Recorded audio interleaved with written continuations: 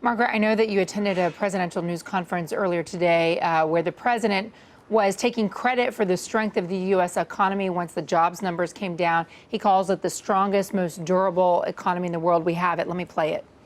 America's businesses created another 158,000 jobs last month.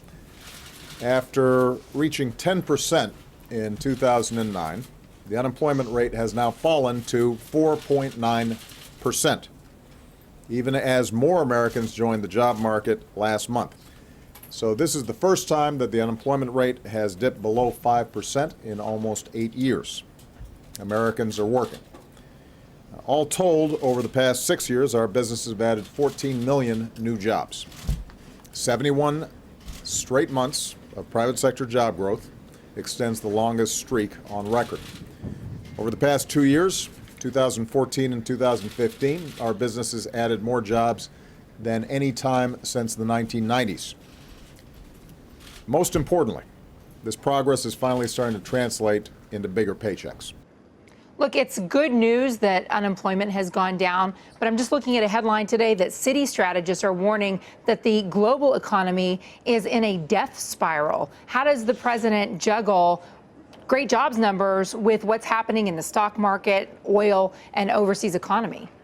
Well, the president sort of nodded to that, saying, look, I'm really happy about the job growth here at home that we've seen up to this point, but he's aware of what he called softness in the global economy. And that's really what you see the market and people in the marketplace worried about. These jobs numbers from the government labor department are in many ways a lagging indicator. They tell you what happened in the past. They're not predicting what's going to happen in the future. And the president said, you know, he's worried a little bit about what you're seeing overseas. And what you're hearing from Citi and what you're hearing from other economists out there is they're worried about the slowdown in China in particular spilling over into the United States. And frankly, they're not sure if the foundations of the economy here at home are strong enough to withstand a lot of the market pressure.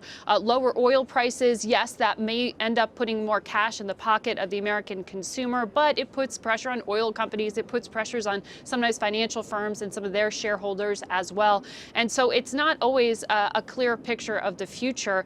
And it's interesting. The president really hit the Republicans saying, you know, he called it their doom and despair tour out in New Hampshire as those running for the Republican candidacy are really hitting, and he said, talking down the economy. But you're also hearing that from Hillary Clinton and Bernie Sanders, who are recognizing that there are Americans who have been out of work for some time, who haven't seen wage growth the way that many need to see their salaries go up. And the president nodded to that without saying, you know, he sees Democrats criticizing him as well on this front. Yeah, and we always talk about the fact that that unemployment number does not give the full picture of those who've quit looking for work and have retired early or given up, and those who are underemployed, freelancing or likewise, and they're just not earning the same kind of salaries they earned before they lost their jobs. Margaret, it's good to see you. Thank you.